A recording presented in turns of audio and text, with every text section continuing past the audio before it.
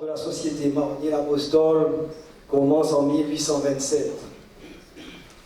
En effet, Jean-Baptiste l'Apostole crée une distillerie à Neaufle-le-Château, petit village proche de Paris.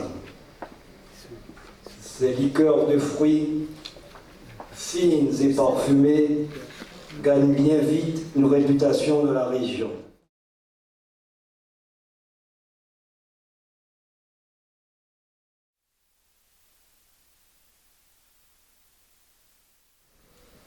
Dans les années 30, la société Marnier-l'Apostole a commencé à importer ses écorces d'orange d'Haïti, principalement à Cap-Haïtien dans le nord. Entre 1970 et 1973, la société Marnier fit légalement l'acquisition des terres agricoles proches de la ville pour une superficie d'environ 137 carreaux. Ainsi commence cette véritable histoire d'amour entre Marnier et Haïti. Ah, c'est le soleil numéro 2. 21e siècle. Ok. Et c'est 133 hectares. En principe, c'est les deux choses qu'on retire de la plantation. C'est l'huile essentielle et les écorces. C'est fournir la matière première, approvisionner l'usine de fabrication de liqueurs qui se trouve à côté de Cognac.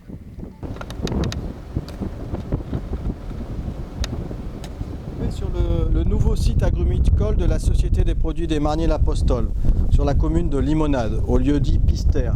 Donc, la nouvelle création a été mise en place en 2012. Pour ce faire, il a fallu commencer à produire le matériel végétal.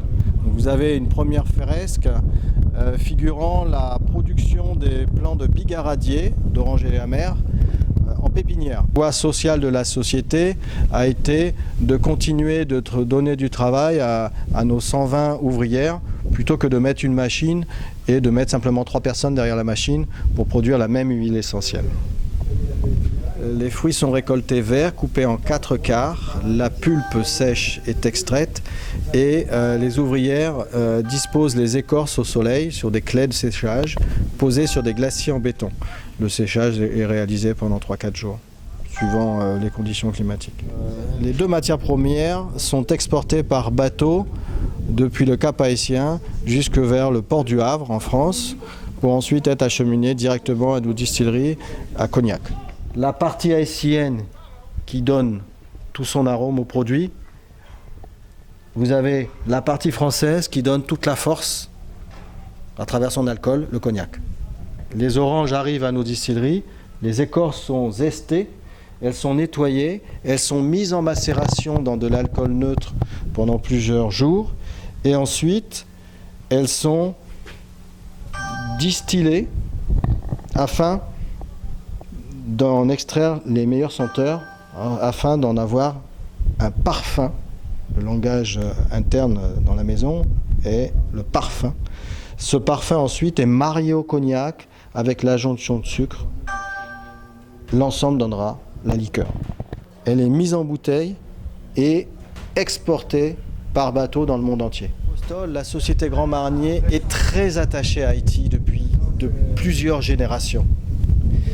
Et elle s'inscrit dans le paysage agricole, comme vous pouvez le voir, à travers les plantations, mais elle veut s'inscrire aussi dans le paysage culturel, c'est-à-dire quand il est possible de participer à la reconnaissance culturelle d'Haïti.